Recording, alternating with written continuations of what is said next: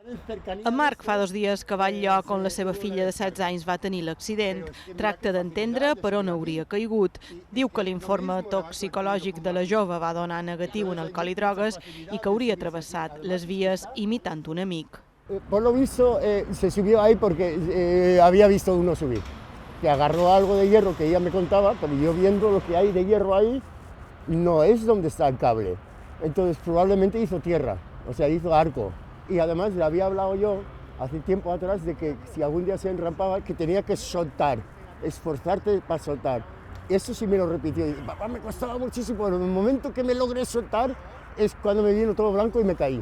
Demana que et senyalitzin els punts més perillosos i que es millorin també les instal·lacions, com el pont elevat que travessa les vies. Així diu, els incidents com aquest podrien evitar-se. Sí que he visto ahí, es una facilidad para subir tremenda, no está protegido. ¿Qué les cuesta poner una pegatina? Alto voltaje. Yo veo, por ejemplo, todo el estado, como está todo esto, y digo, esto volverá a pasar a alguien, esto es un estado de negligencia, un sitio peligroso. Diu que no té intenció de demanar responsabilitats de manera formal als serveis ferroviaris i que només vol que la seva filla es curi. Que salga de esta y sobre todo que aprenda las lecciones, reinicio, un restart, ha tenido mucha suerte.